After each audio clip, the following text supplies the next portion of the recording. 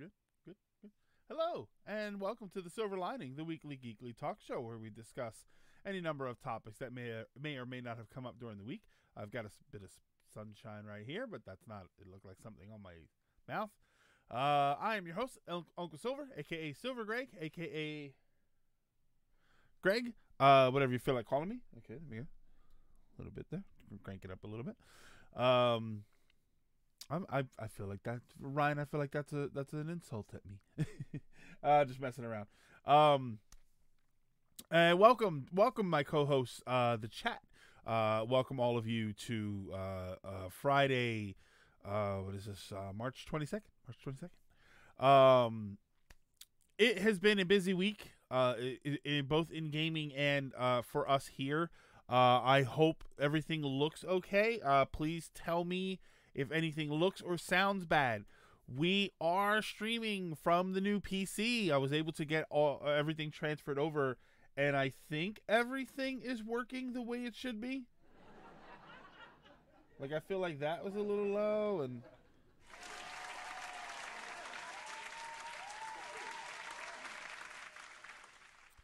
okay.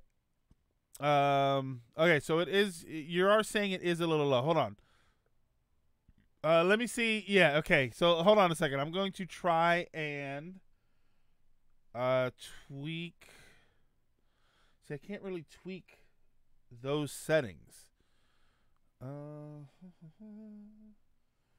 don't want to turn my gain up too much. Huh. That's so weird. Hang on.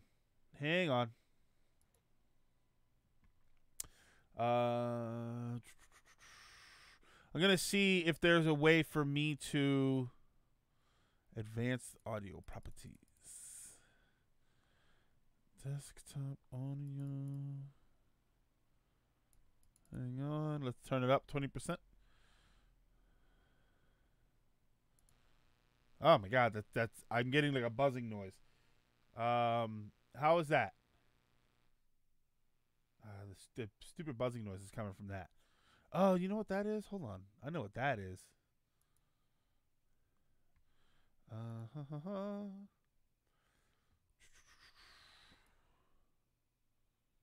right, so let's turn this up. Okay.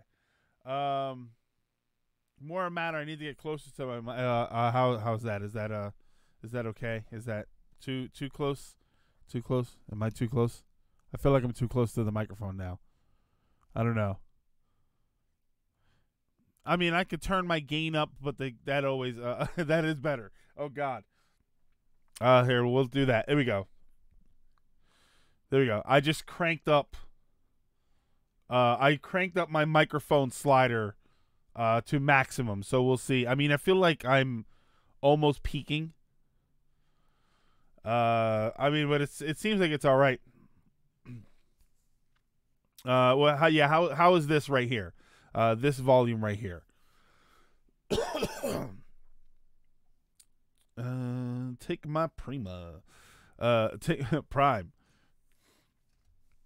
Yeah, how is this volume? Real Edgy in the hunt with a sub. Thank you so much for that. Fantastic way to start the show. Unbelievable. Well, no, the fantastic way to start the show is for everybody to be here hanging out, which I am, of course, very, very grateful for. So let's see here. Look, we got a notification, and the image didn't stutter or anything.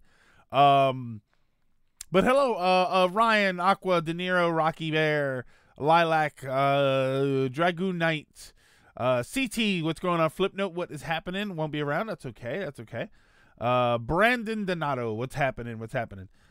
Phil and Rye, what's going on? Real Edgy, of course. Buckeye Cortex, what's happening, everybody? We fancy now. How's the new computer? It's taking some getting used to. I was worried that my screen, for some reason, my camera looked like it was a little blurry. Like when it moved, because I can't. Okay, so here's the thing. This is a C920, a Logitech C920 camera. Apparently, it does not do 60 frames per second. At least not streaming. So it's stuck being like this, which is okay. I don't mind that. I'm more worried about gameplay being at 60 frames per second than I am me being at 60 frames per second. I hope it still looks good. I'm still tweaking the settings. I was having a problem where it was not saving my camera settings. So every time I turned it off, I was super bright because the white balance was crazy high and it was kind of all over the place. Agent Fox, John Poncho, Mert, what's going on, everybody? You doing this on? Yeah, I'm doing this on a new PC. I was able to get everything switched up. My biggest concern were that I wouldn't, because I have the Stream Deck here, and then I've got the Stream Deck needs access to certain video files and certain audio files. Excuse me. But I was able to get everything transferred over, so it's all good. Everything is working fine. I think I might just have to transfer a few more folders over. Which is not a problem at all. It's very funny because I used my laptop. I had to transfer more files over, so I had to use the keyboard that's on the laptop because the keyboard and mouse that I had plugged in, I have on the new computer. I'm pretty sure it's been several months before I've even touched that keyboard on the laptop. We're as good as the cool side of the pillow. No, the 922 does 720 60 and 1080 30. The 920 only does 1080 30, which is what we're doing now. Which is, like I said, which is totally okay. I'm not too worried about that. I'm more worried about when we do gameplay. I want the gameplay to be 60 frames per second so the games look good. Because let's face it, I am a small face in the bottom corner. And that's it. Congrats to the new PC. If anyone deserves this, you thank you very much, Agent Fox. We will all get there someday. We will all have a very strong PC that we built ourselves. Hopefully, let's everybody try and build ourselves a PC because that was super fun and super easy, and I'm like excited to do it again. I would love for somebody to come up to me and tell me, "Oh, we need a new computer. Can you build one?" And like, "Oh yeah, yes I can." Sometimes it seemed like there was a bit of a blur when I talk. Oh, okay. Did you settle on a name? I still have not settled on a name. I still haven't settled on a name. We will get there. I don't know. I don't know. The Silver Liner, Zero Suit. No, we thought about Zero Suit Greg, but that brought up a lot of scary visuals that we didn't want to think of. Yeah, the Greginator. How about Greggy Filesame? Yay! You suck. Well, that was just mean. I still vote for the Silver Surfer. I do like the Silver. See, my problem with the Silver Surfer is that the Silver Surfer character is silver. So I'm like, but the computer is blue. The Blue Surfer? Silver blue? Blue. How about blue silver? How about blue silver? Silver blue? I don't know. Gregorius Big. I don't know. I don't know about for the computer, but I do plan on naming something Gregorius Big now. If I name it Silver Surfer, I'll have Disney on my ass. De Niro, how about Silver Sky? It's just Silver Sky. I mean, Silver Sin was my original Warcraft name. That's actually Silver Sin was my original character in World of Warcraft. That was my first character in World of Warcraft. That was the first time I used silver. That was the origin of so I was going to name my character Silverwing, but it wouldn't let me name it Silverwing, and then it turns out in the game there was a faction called Silverwing. So I don't know if that's why it wouldn't let me do it. But so I went with Silver Sin, SYN, because I'm edgy like that. Yeah, it was all one word. It was Silver Sin, SYN. And yeah, ever since then I've always used some version of silver in most of my names. That's why it's one of the reasons I went with Uncle Silver instead of just Uncle Greg, was because silver was always, ever since then, some aspect of my gamer tag, one way or another. Although, to be honest, I don't know if I've ever used Silver Sin again. Silver, because you're too good for gold. No, you know what? Real edgy, there was actually a reason for that. Not because I'm too good for gold, but because if you are silver, if you are second place, that means you're better than everybody else except for one person, which means you still have something to fight for, so you don't get lazy. So it's supposed to be a metaphor for the idea of fight to be the best, but never stop trying to be the best. That was one of the reasons I went with silver. That's one of the reasons I also like silver over gold, and that's been since high school. It's always been like that. I never liked the idea of being the best, and then that makes you lazy. I never liked that idea, because probably because I'm already lazy. Rocky Bear, perfect example. Buffalo Bills in the 90s. Everybody gave them crap because they went to the Super Bowl a bunch of times and kept losing. But they went to the Super Bowl a bunch of times. Nobody seems to be paying attention to that. Silverson needs to be your character when you play Final Fantasy 10. 10? You mean 14?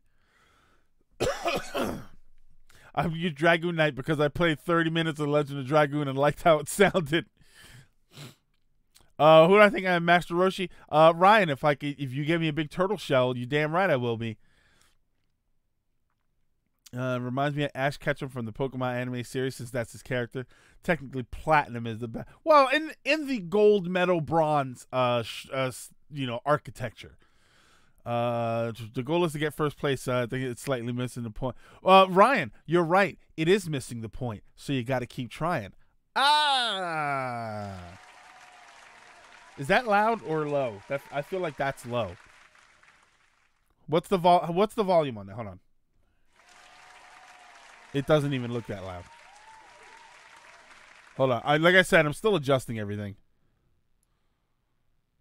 Low, right? Okay.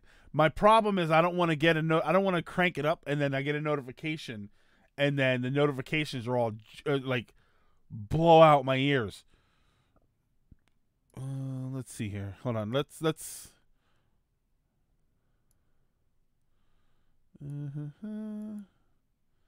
Let's try it like that and hope we don't get hurt.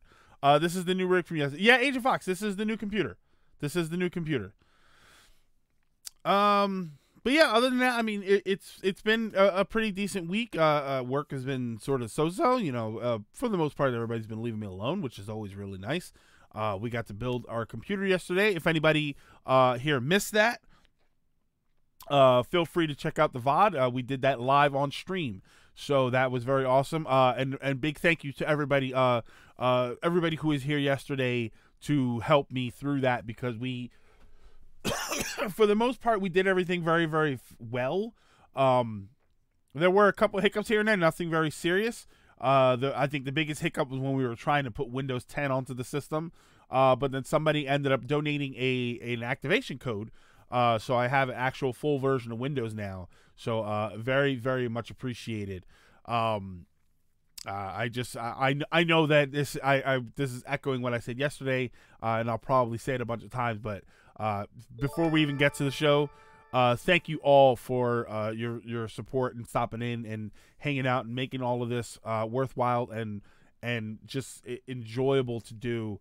I very, very much appreciate it. And I mean, you all are the reason that I even wanted to get a better computer so that I could make this better, and then when something else comes in, I'll get a better capture card, or I'll get those, the key lights. If you've ever seen the Elgato key lights, they look very fantastic. Rocky Bear, thank you for the 25 bits. That notification was very low. You guys help me name my Switch I'm getting soon. Yep. Agent Fox, you are absolutely right. Salty Panda was the one that donated that. Okay. So let's get into. Let me check the order of topics I had here. I think I might have had it wrong there. No, I got it okay. Okay. Oh wait, I have a new thing for that.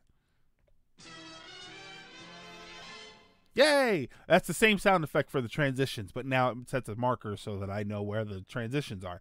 Unfortunately, I don't have my what is that up here? Up here. I don't have my images up here right now. For some reason, I could not get OBS to recognize images when I opened up a window for them. So that's very, very annoying. But so I don't have images. I apologize. We'll just have to pretend we know what we're looking at. All right. So the first thing I want to get into is Google Stadia. Now, we did Ryan is here. Ryan on what was that, Tuesday?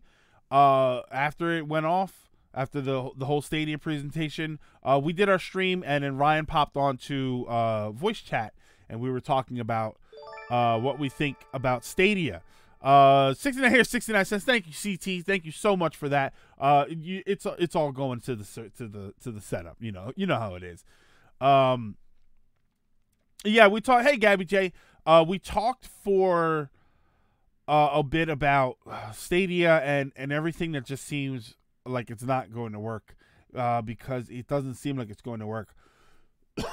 We have one extra piece of information from that day that we didn't have at the time, which is that we know that it is it's, what do they say, like 8 gigs an hour? Like you need a 20 meg per second connection for 1080p game streaming, I should say. That seems reasonable, but at the same time, it is subjected to your area that you live in. Not everybody has a connection that's that strong. Not everybody has a connection that's that secure or that stable. I mean, it's based on data usage right now, it seems like a stream at 4K will take 20 gigs an hour. Full 40-hour game be 800 gigs. Yeah. CT, I will take the plug and play Shrek Golf because when I buy it, I own it and I can play it whenever I want to. I will take that.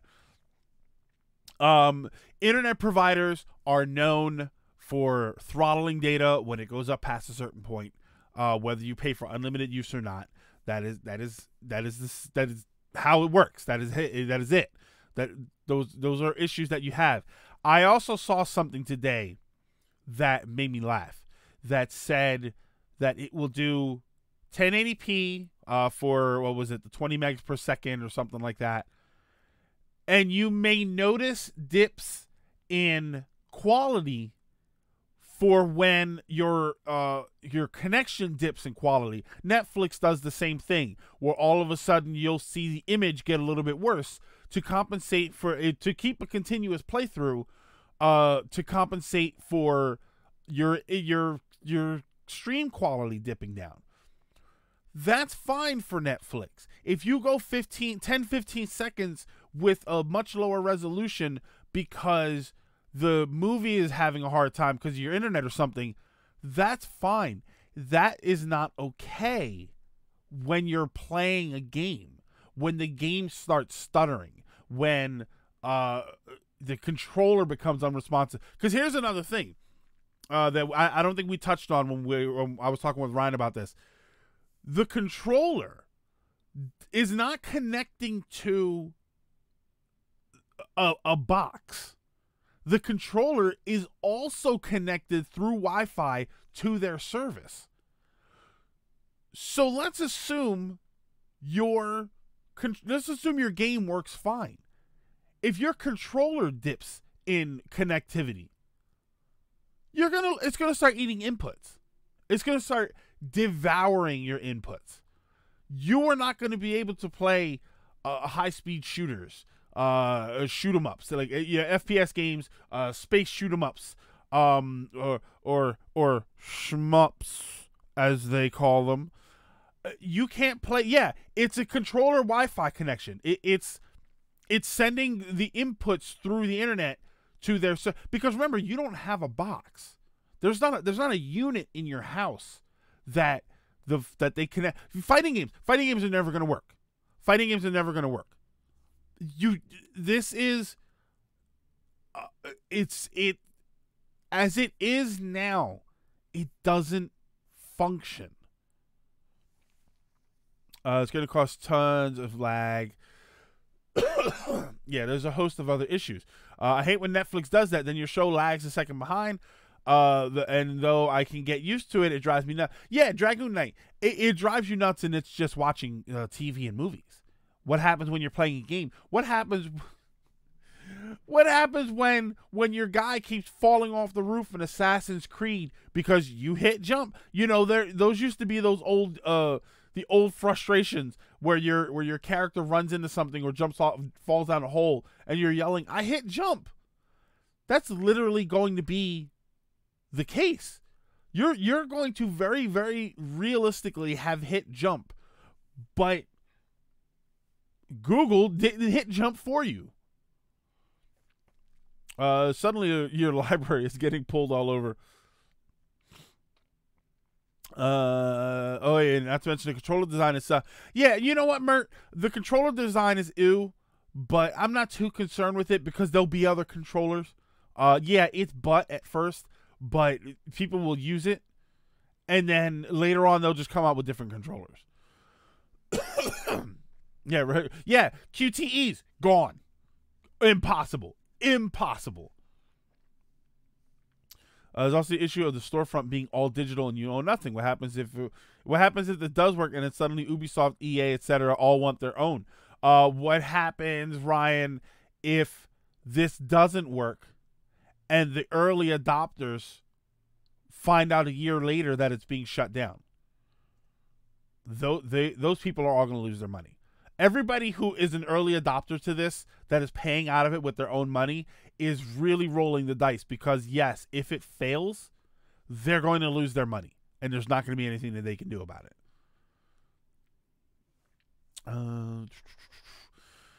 Let's play Super Mario 1. Oh my god, yeah, it's a challenge run. Phil, it's a challenge run. The entire system is a challenge run of we're going to delay all of your inputs by a second, and we're going to see if you can play the game that way. Controller does look bootleg, I agree. So it'll be I want to be the guy difficulty. Oh, you know what, Dragoon Knight? Imagine something like Octodad. I have a legit question. What could Google do to make this work? That's an interesting question. What could Google do to make this work? As it stands, there really is nothing that I feel in its present form that it can work. Expand Google Fiber to every house in America. That's how. Yeah, that's one way to do it.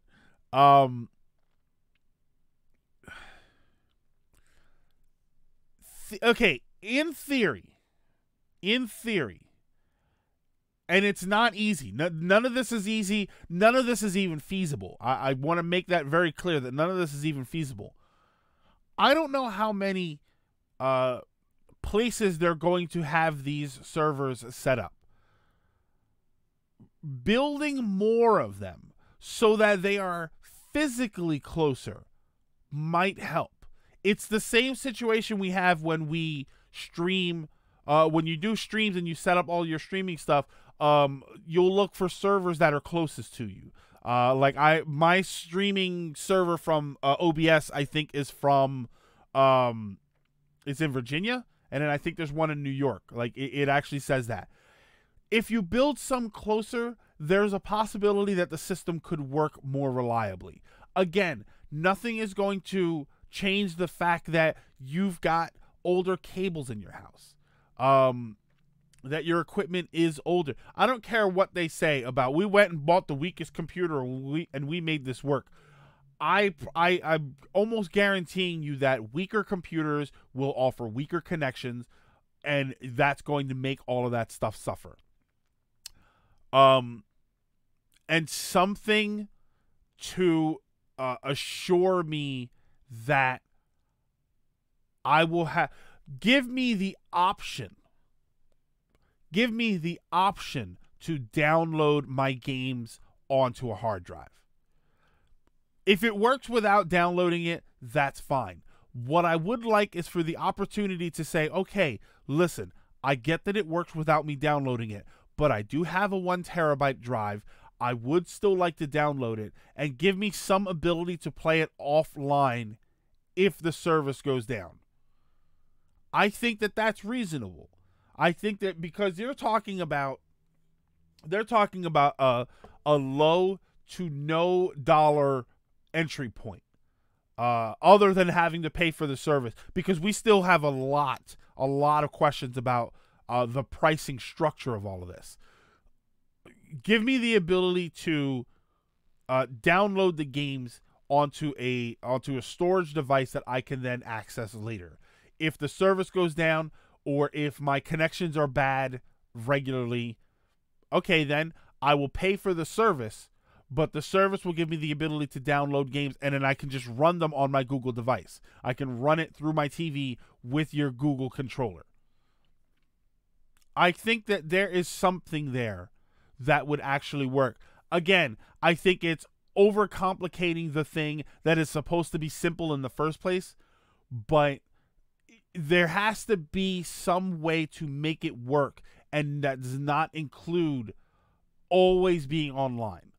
I'm a little upset. I'll be honest. I'm a little upset that people aren't more upset about the whole online all the time thing, because when Microsoft tried to do that, it turned into a crap show. If you remember that, they had a whole thing where the system was going to be online all the time. It was going to always require a connection, and people lost their minds. And Sony went up on stage for their presentation. I want to say it was E3 like 5 years ago, and then Sony went up on stage, and it was they got a rousing round of applause because they said that you don't have to be online all the time to play your games. Where is that uproar? There was a whole big thing. That's a problem for me. The difference, I guess, is that you're spending hundreds of dollars on a buy. Okay, I'll give you that one, Ryan. I'll give you that. I'll give you that one. Okay, so hold on. Let me go back up here. There's also the issue of what happens when a new release comes out and tons of people try to access it at once. They don't play the game. That's what it's going. Ryan, and you know what, Ryan?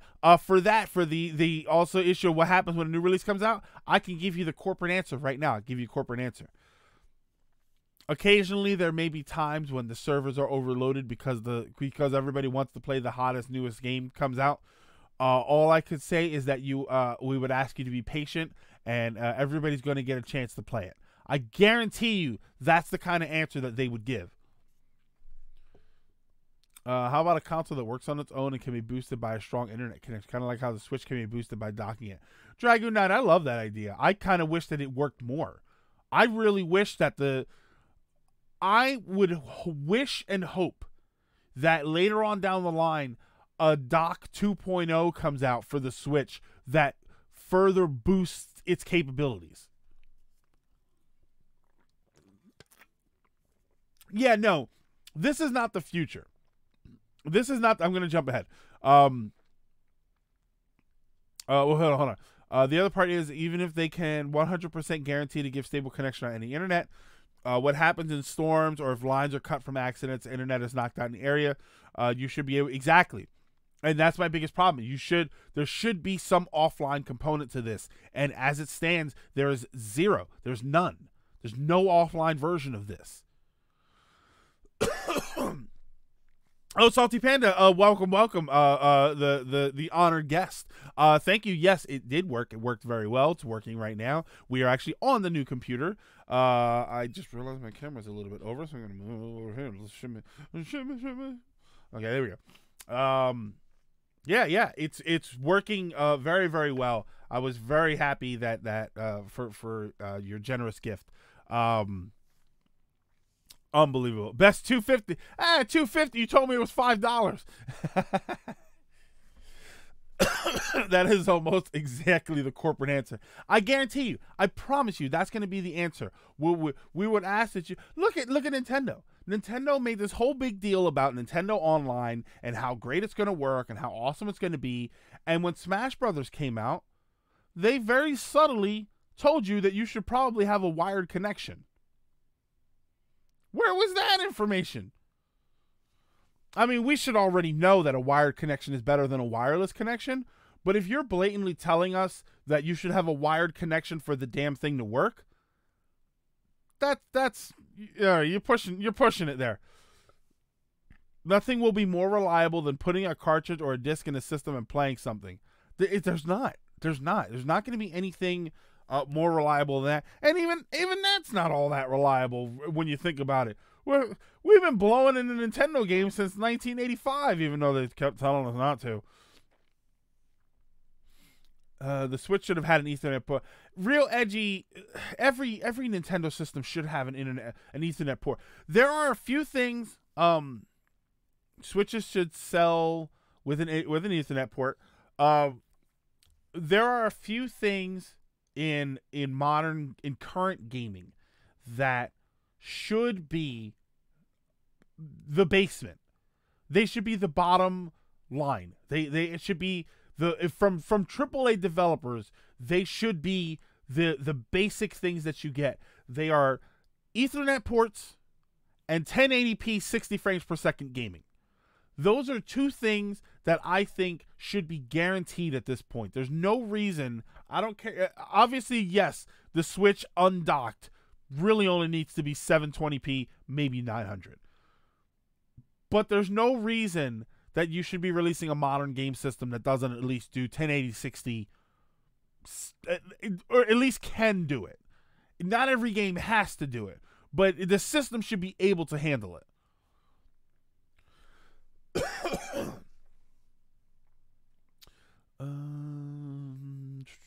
The Nintendo couldn't hold your wallet hostage, but as we know, if they can squeeze more money, they will. Cloud gaming is still kind of iffy overall. Stadia just proves why all digital future probably isn't good. See, and Agent Fox, and that's the problem. It doesn't prove anything. I mean, obviously, okay. Let's be completely honest here. It's not out yet. It may come out and it may work as amazingly. It may work like Wizards created it, like they wanted you to believe. But we don't really know. Who knows? It might come out to be spectacular. I think that the structure, the way it is, won't work. I think that gamers will never give up physical stuff. Whether it's the Xbox One S, all digital, the Xbox One SAD, because it's SAD. That's supposed to be coming out. The rumor now is that it's coming out in May, I think. That is as close as gamers will ever get to an all-digital future. They're still going to want a box. They're still going to want something to let you play the system offline. They're always going to want that. Beyond that, you're never going to sell it. You're never going to sell people on a 100% digital gaming service that they will lose access to at the drop of a hat. You're never going to sell that. And in theory, this would be better. In theory, yeah, there's too many problems and general human nonsense that will ultimately keep it from being blessed. There's what's the Minority Report, the Tom Cruise movie.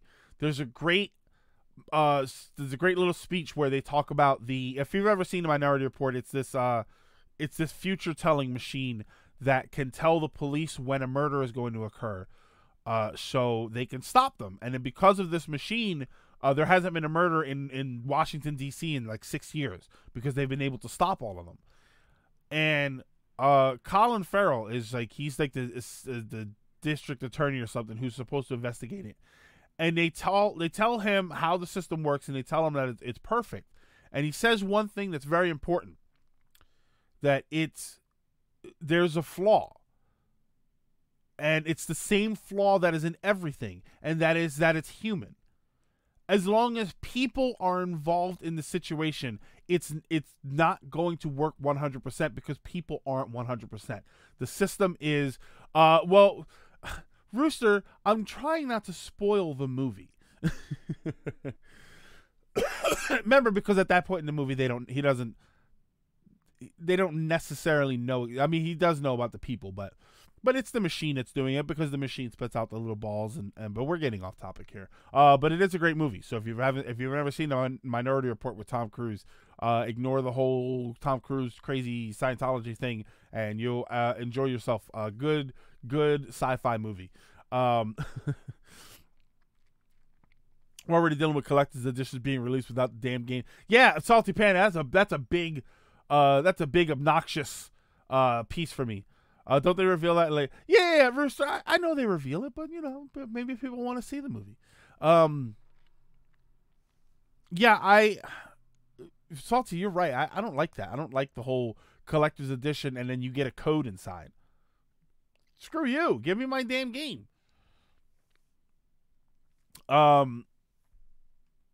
Futurama did a parody of it.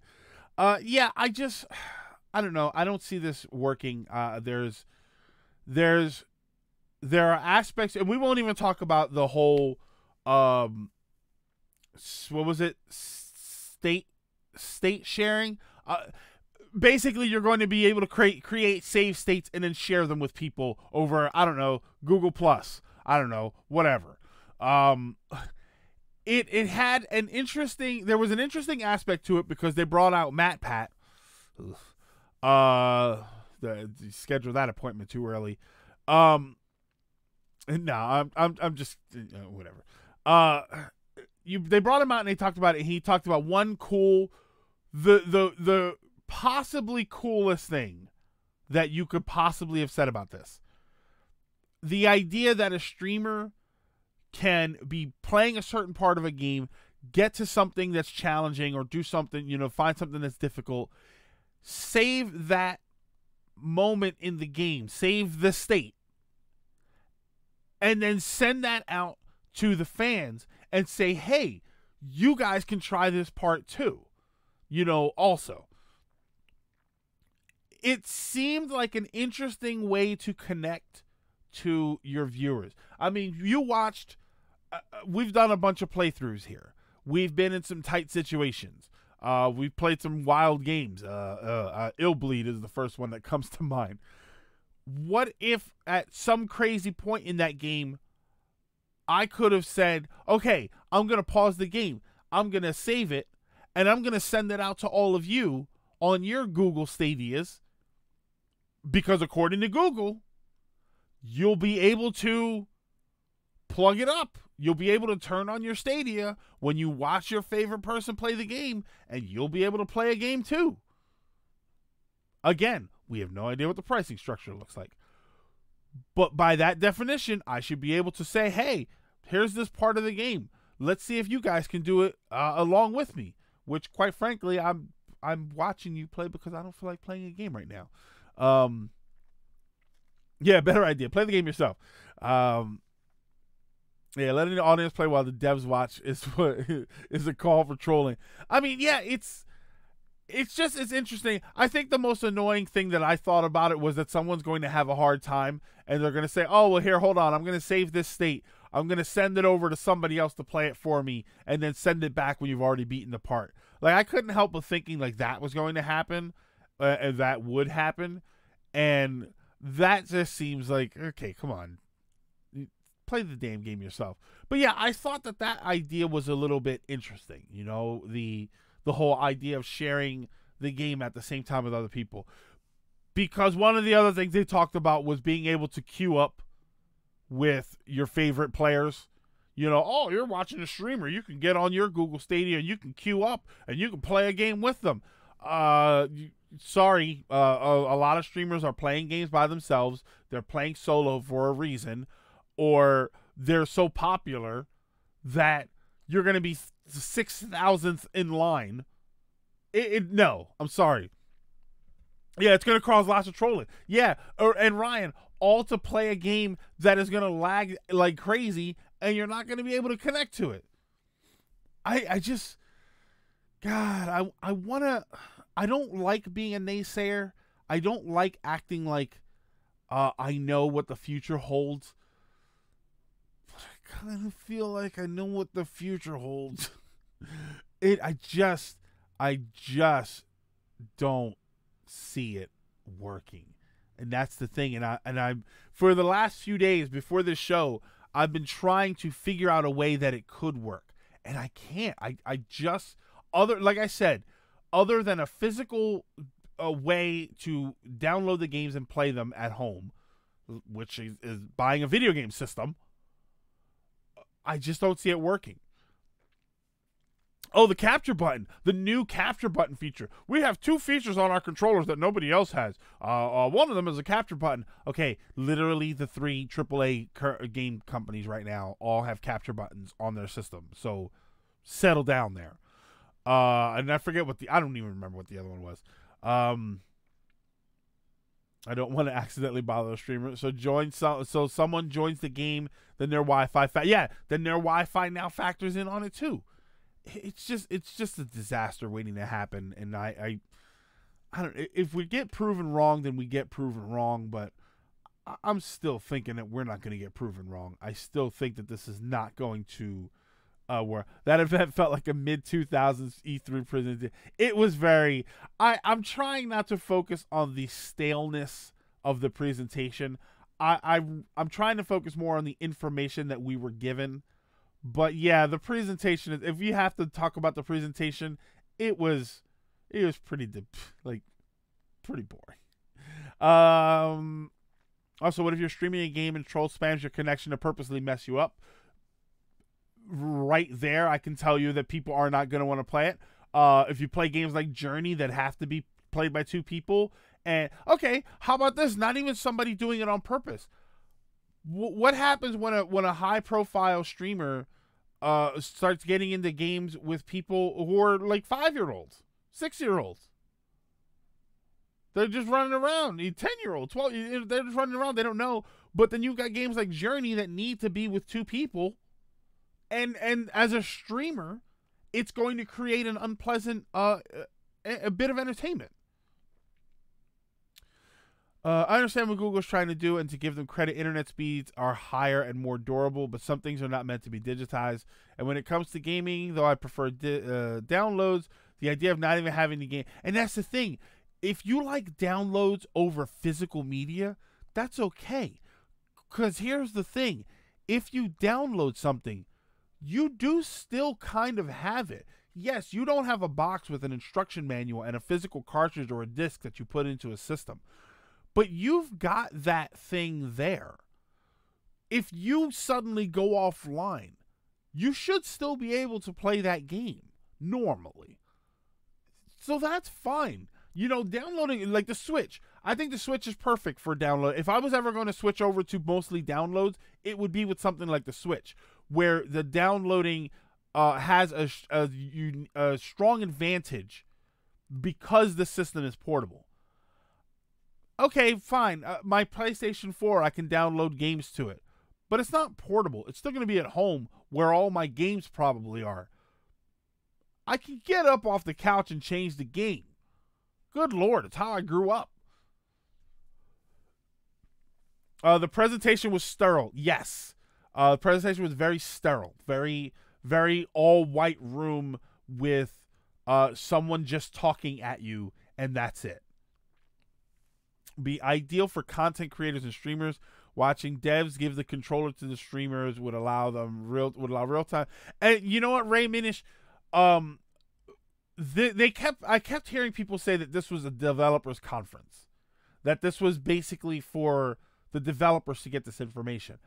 And maybe the developers saw all this information and thought that it was very interesting. But the problem is that us, the end user, we are also seeing all of this stuff. And we are, even more so in some aspects than the developers, we're able to see where the holes are. Because we, the end user, have internet connection problems at home, have issues with the idea of not being able to access our games. Like, these are problems that we have that we're able to also speak towards. God forbid. Yeah, Ryan, we were talking about that before, like the internet connection, as far as, we're going back to the beginning of the internet. In the beginning of the internet, if somebody picked up the phone, you couldn't be on the internet and use the phone at the same time. We're getting to the point where, I'm streaming a game, but it takes up a chunk of bandwidth, so no one in the house can watch Hulu or Netflix or play their own Google Stadia. Also scared. The Switch also has the advantage of being able to download to SD cards. Exactly, so I can fill up an SD card and take it out and fill up another SD card. Yeah, real edgy. Okay, so it's not just me. When I see stuff like this, we have to keep them connected all the time. Doesn't it seem very THX 1138? It all seems very, we can't let them break away from their screens. So the best way to do it is to make sure the screen is connected at all times. Like, it's very odd. It is a little weird. In order for this to work in a family environment, people better learn to program QoS into their routers very quickly. I'll be honest, I don't know how to do that, so I'm screwed. Was that a George Lucas reference? That was a THX 1138 reference. You're damn right. Okay, but the end word is that I just don't think this is going to work. I think that there may be, and that's probably a topic for another time, I think that there might be some ideas that you can pull out of this to create something else that works properly. But this is not going to work. And I feel confident in saying that. I feel confident in saying that it's not going to work. Maybe I'll be wrong. Maybe we'll be sitting here 2 years from now all talking about how amazing the Google Stadia is, while I'm still playing my SNES and N64 Classic and my GameCube Classics. Because remember, it's 2 years from now and those things are happening. I just don't think we're going to be doing that. Alrighty.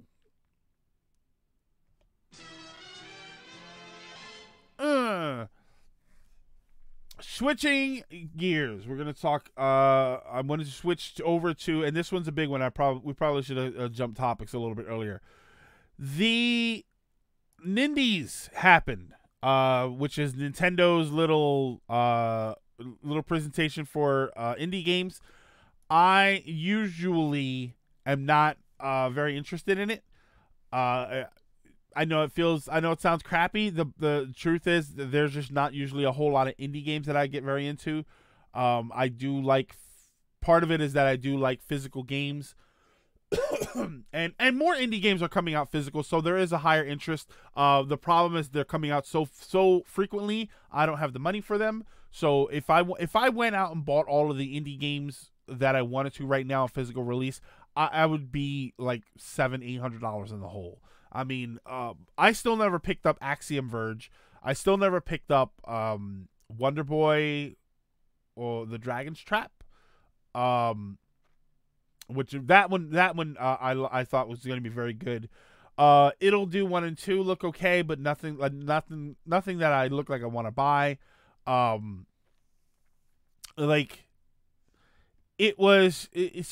just never really been hardcore into the indie scene. So we watched this Nindies Direct, and I figured, okay, it's all right. The first thing they right out of the gate was Cuphead, which that is an entire subject of its own, because obviously it was on Microsoft, it was on the Xbox, it was supposed to be an Xbox exclusive, which now the word is coming out that Microsoft is actually the ones that wanted it on the Switch, not what is their studio, MDMH, something like that, MDRH, MHDR, MDMH. So CDI, what's going on? Hello everybody who has joined and I haven't seen yet. It is Do you think the Cuphead coming to Switch is a bigger deal than we think?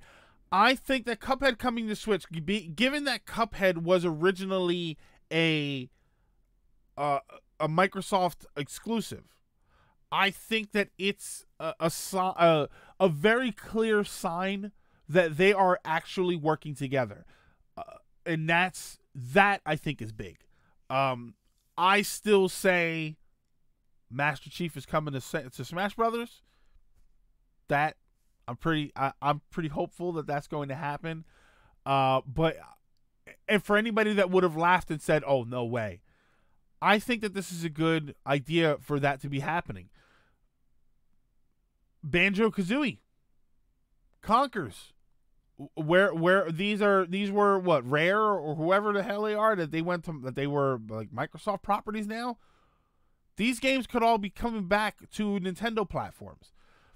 Master Chief or Cuphead and Smash. I think Cuphead works very well in Smash. I think Cuphead, from Cuphead's appearance, moveset,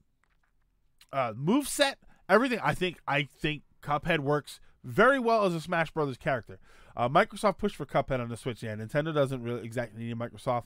But the opposite is true. Rare Replay is legitimately the only thing I'd want from Microsoft. Yeah, give me Conker's Bad Fur Day, Jet Force Gemini.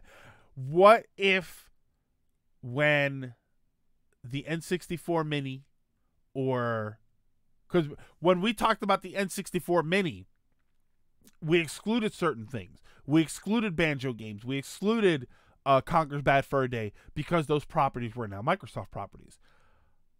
What if we get a Mini and those are on there?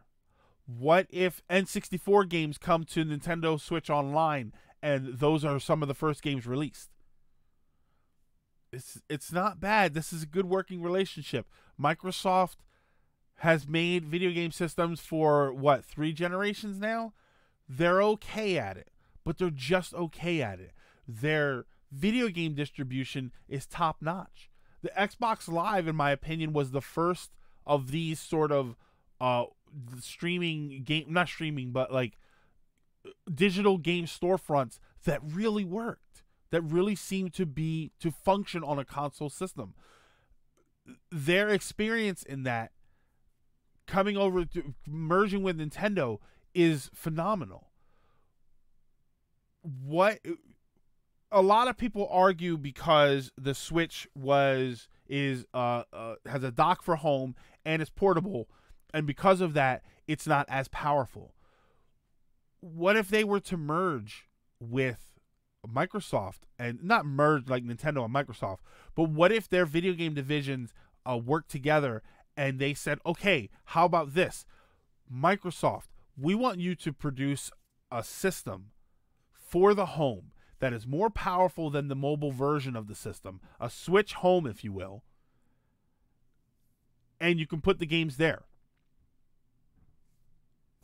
You can run your games at the highest quality at home, or you can still take them on the go.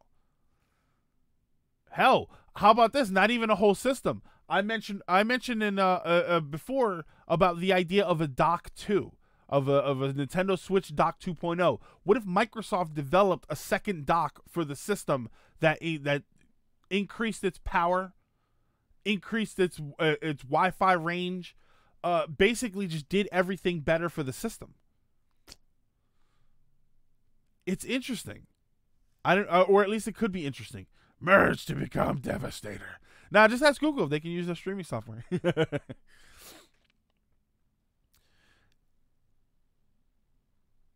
The SNES PlayStation situation, which fell apart. Ray, the Nintendo PlayStation situation fell apart, and because of it, we got Nintendo and PlayStation. Not a bad grab out of it.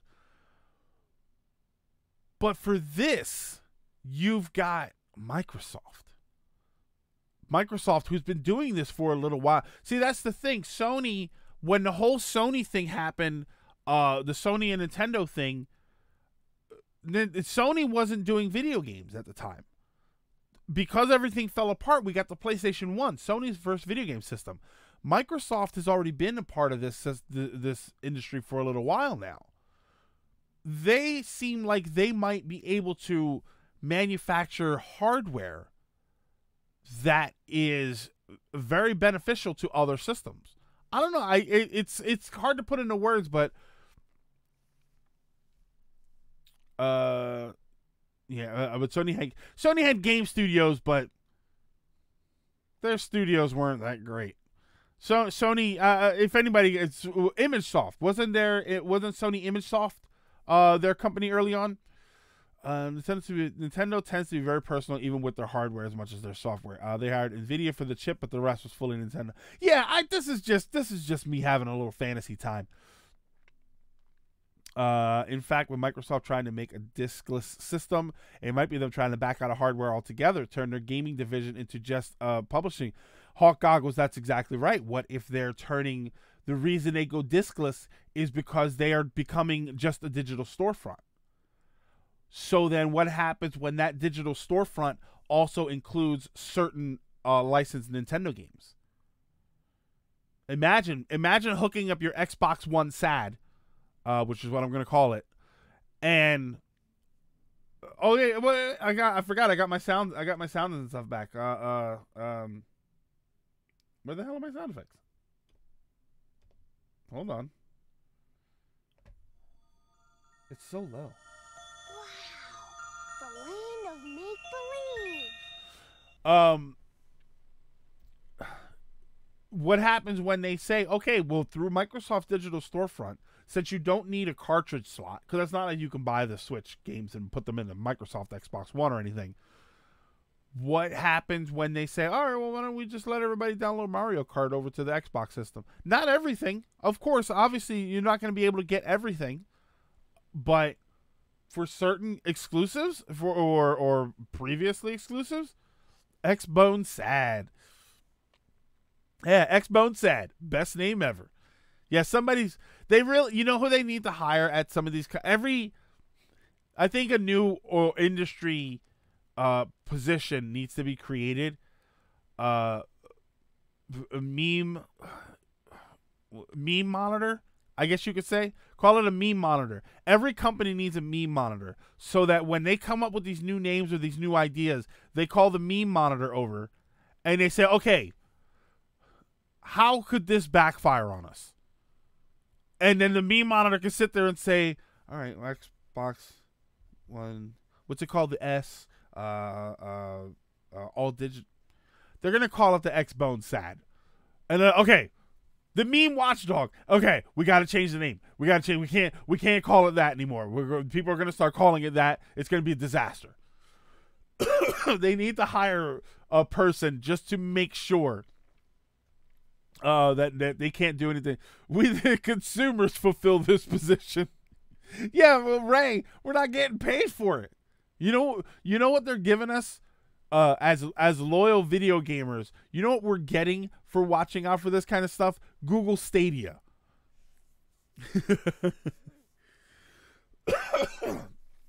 Meme officer for Microsoft or meme officer for Smash. How about that? We get paid in memes. Yeah, as a result we get to eat. It's like you work for poison testing, but as a result you get all the food you can eat. I have one of those too somewhere. Where are my sound effects? I didn't even move the sound effect. Wait, do I not have that as a sound effect? Oh, what do I have it there? Yeah,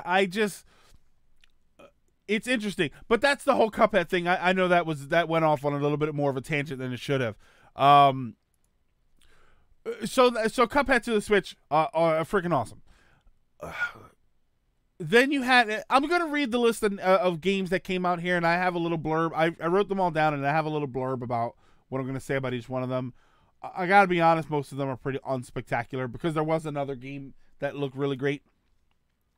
After Cuphead, we had Overland, My Friend Pedro, which looks, it's fun. It's a banana that helps you shoot people. I don't know. But some of the best games don't make any sense. Neo Cab, which was sort of a not cyberpunk, retro wave sort of tech noir sort of look. You know what I mean? Pink and purple.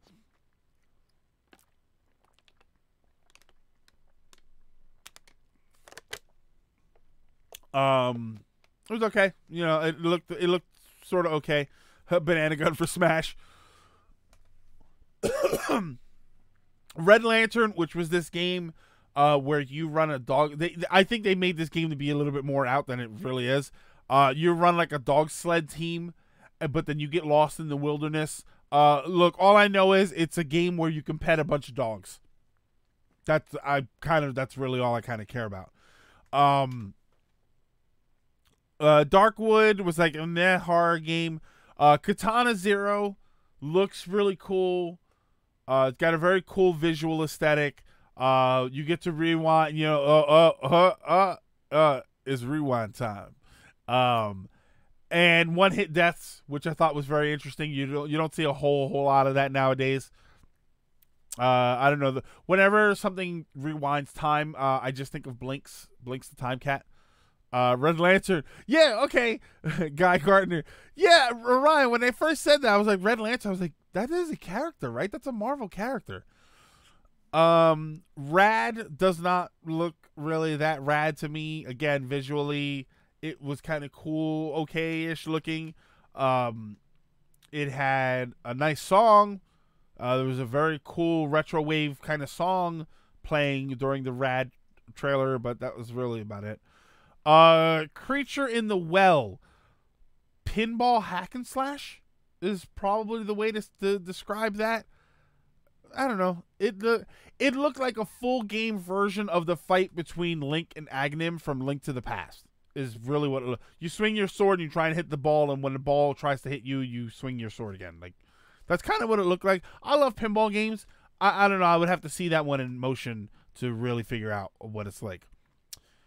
Blood Roots, I honestly don't remember enough about it other than the fact that when I first saw the name, I thought it said Blue Droots.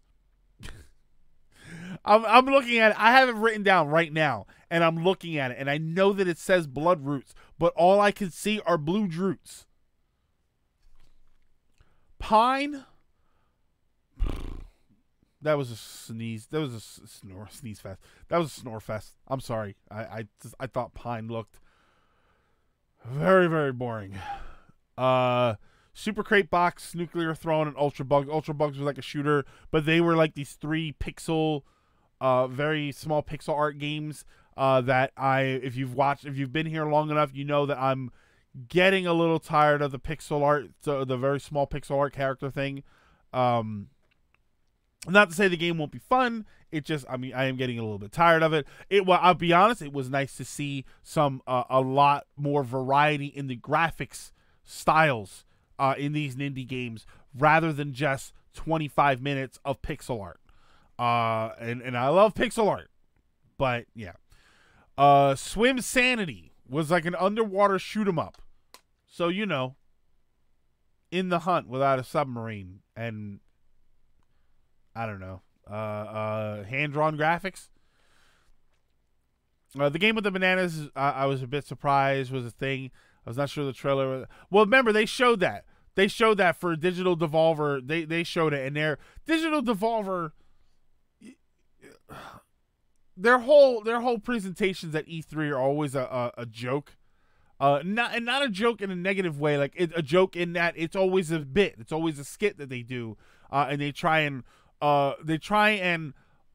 wow you with, like, they try and shock you, and that only works once or twice, and then after a while you're just kind of like, all right, well, what kind of goofy thing are they going to do this year?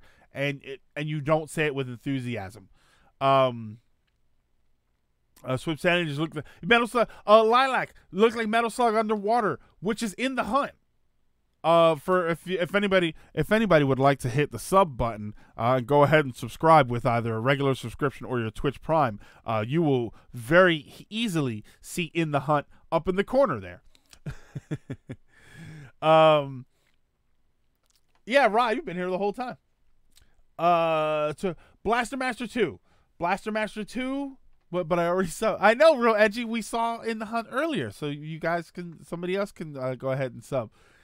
Blaster Master 2 looks amazing. If you guys have, okay, one of my biggest issues with indie games is that indie games typically are shorter. They're typically smaller. They're usually not 60, 70, 80-hour affairs, yet indie games are still $30 and $40. Blaster Master 2, just like the first one, is a fantastic game that will, yes, give you maybe 15, 20 hours of enjoyment, but it's only $10. And that's me. That's me saying it's only $10. I'm poor and cheap. And I think that that's a hell of a value for that game. I'm playing Blaster Master 2 right now, and I'm loving it. So, yes, out of all of these, I recommend you go on and you go get Blaster Master 2 right now. I'm sorry. Give it 46 minutes so we can finish the show. So there were two more. Stranger Things 3, which is releasing July 4th, the same day as Season 3 for Stranger Things. It's Stranger Things Season 3. Apparently, you'll be able to play the events of the season at the same time that you're playing the events of the game. I think that that's kind of dumb. I don't like that idea. I thought the game looked boring anyway. Sort of an isometric 3D angle, which I'm not always really a fan of. I just wasn't a very big fan of that thing. I like Stranger Things. I think Stranger Things, the first season was amazing and the second season was great. But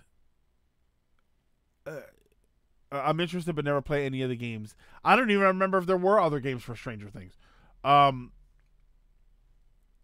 It was okay. It just that's one of those things where I would have preferred if in the season 3 of Stranger Things you ran across a couple extra characters,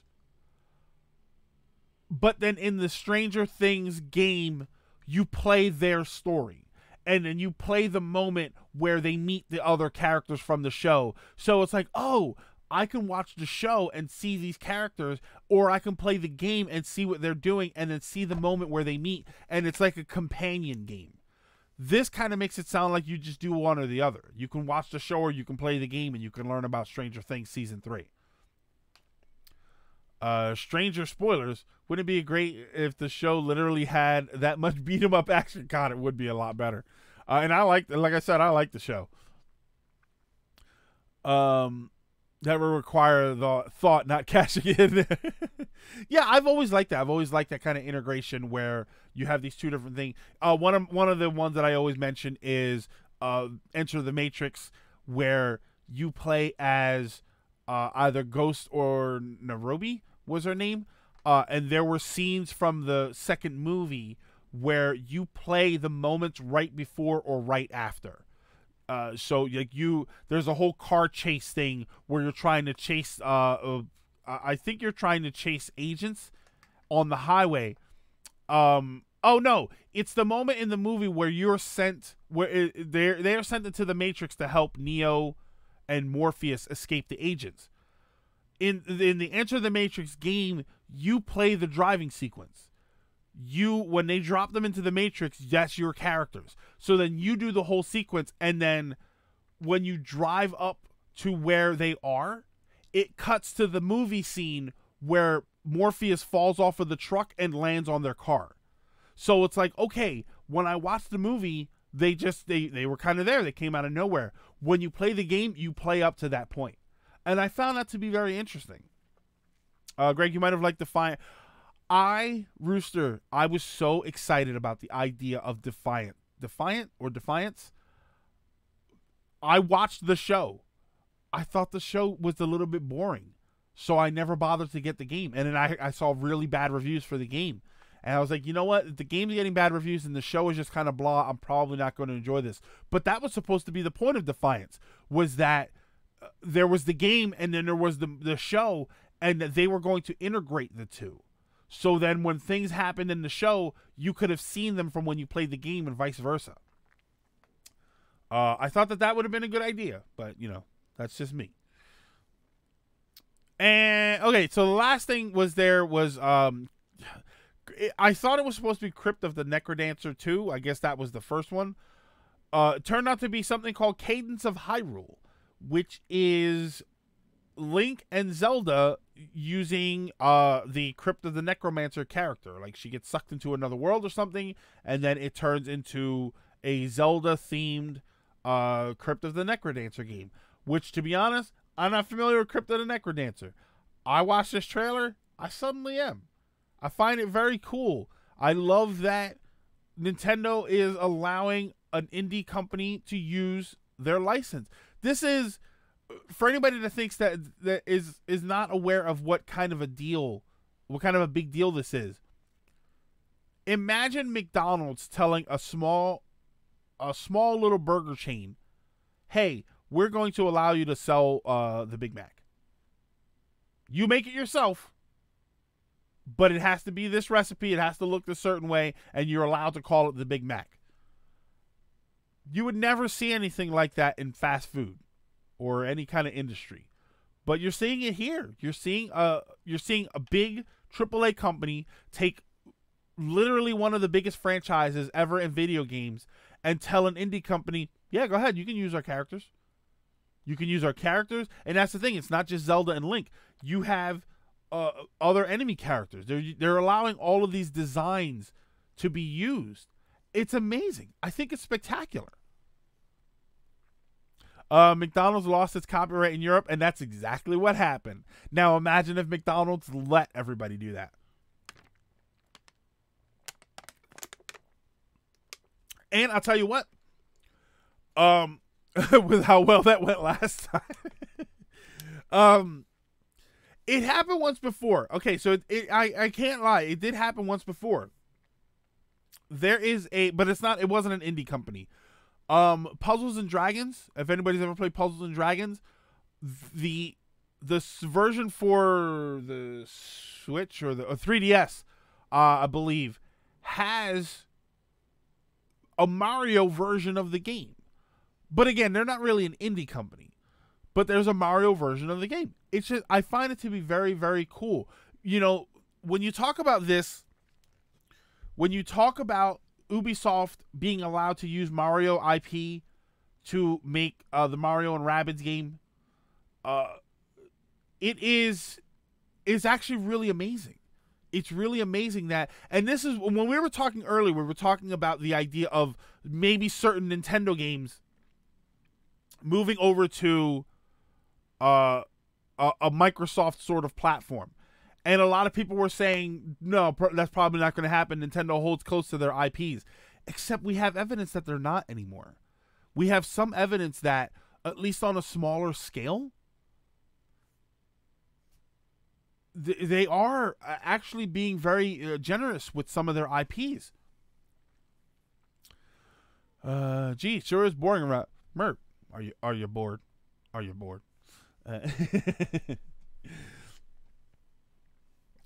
I find it, if it's not in any company, Nintendo pimps out their IPs quite a bit. I'm very interested in what, again, this is sort of like the Cuphead thing. I'm very interested in what it could mean. I don't expect that we're going to see Nintendo characters in every indie game now, but Ubisoft used Star Fox for Starlink and arguably turned that game into a Star Fox game. That was maybe they went a little overboard with that one. Yeah, CDI Zelda was the last time Zelda was handed over to somebody else, and that's, well, yeah, that's pretty bad. Well, no, that is another company making a Zelda game. Capcom did it, didn't they? Wasn't Capcom the ones responsible for Oracle of Ages and Staff of Seasons or something? Staff of Ages and Oracle of Seasons, or I don't know, Ocarina of Weather. We don't speak of the CDI Zelda. I own that game. Like, oh my, I would love to have a copy of that. Zelda was lent out to Tecmo Koei. Oracle and Minish Cap. Oh, and that's another thing. You mentioned Minish Cap. Minish Cap is my favorite Link sprite. The way it moves, The way it looks, everything about that sprite, it's so animated, and I absolutely love that sprite. I may like this Cadence of Hyrule sprite more. Yeah, I thought Capcom published it. Nintendo was still involved. Okay, I knew Capcom had a hand in there somewhere. Yeah, this might be next to Minish Cap my favorite Link sprite. I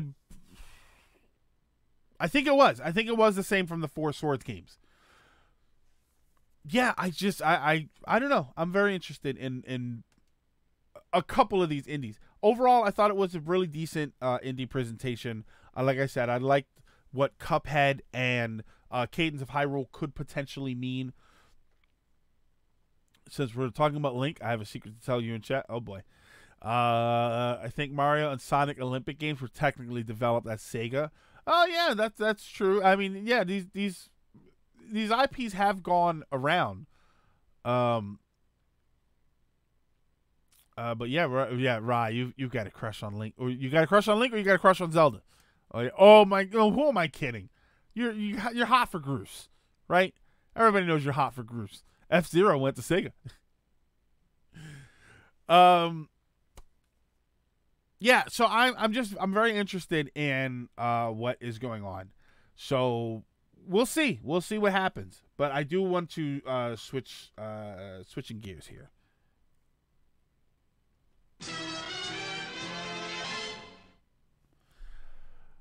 Okay, this next topic is mostly going to just be speculation. We're gonna speculate because there is some information that came out that we absolutely know for sure, which is great. But I'm more interested in the information we don't know at this point. Konami Collections. They announced 3 Konami Collections that are coming out over the course of this year. One of which is an Arcade Classics Anniversary Collection, which has 8 games on it that we already know of. Again, no word on it, whether any of this is going to have any DLC stuff added to it, games added later on. So these are the original games. For the Arcade Classics Anniversary Collection, we have Haunted Castle, which is very interesting because that is the arcade Castlevania game.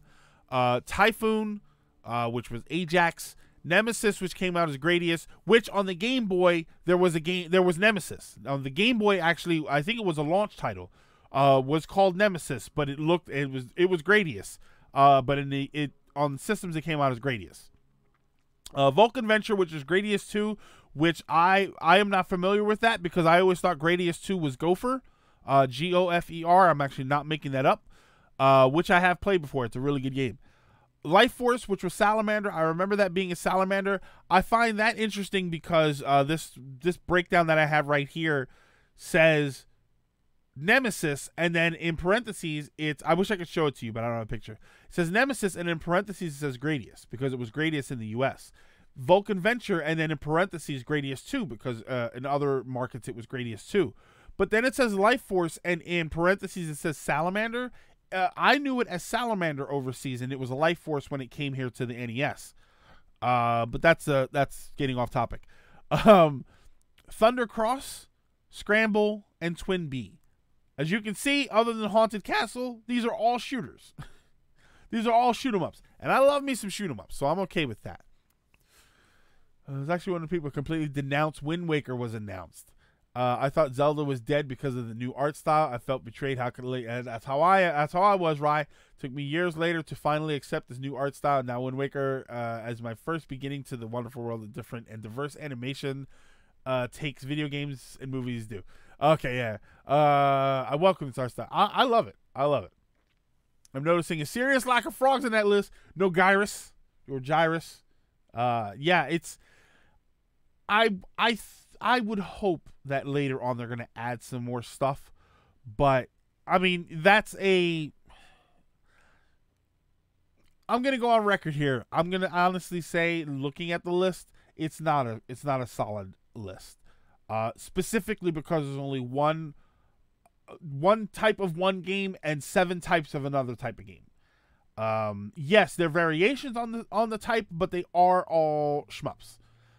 So I am going to argue that is not as interesting as it could have been, considering that Konami Arcade Classics could have easily had The Simpsons, X-Men, the two Turtles games. I just feel like there could have been some more stuff on there, and instead we got 7 shoot 'em ups and Haunted Castle, which wasn't even the best Castlevania. Yeah, you should have taken Haunted Castle off, put another shoot 'em up on there, and called it the Arcade Shoot 'em Up Collection, and then put Haunted Castle on with the Castlevania Collection, which we're going to talk about next. I wonder if X-Men, Simpsons, and Turtles were licensing. A Lilac. Whenever I see stuff like that, my go-to thought is it's probably a licensing issue. That's always my go-to thought. Yeah, Capcom had a beat-em-up collection. Half portable, half console, so it's a la carte. No, Rocky Bear, you name it Blade. All of their strengths and none of their weaknesses. All right, so then okay, so I'm going to talk about, there was 2 more collections. There was the Castlevania collection and the Contra collection. Each of these games is supposed to have 8 games on it. They only announced 4 of them for each. I'm going to talk about the Castlevania one first, because I also want to ask you guys what games you think should be added to the other 4, because they only told us 4 from each one. I think that the Castlevania one is harder to nail down than the Contra one.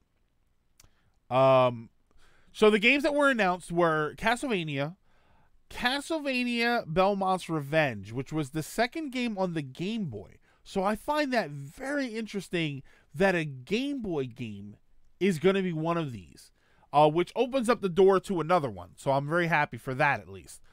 Castlevania 3 Dracula's Curse, which I'm very much hoping is the Famicom version with a different soundtrack, and Super Castlevania 4.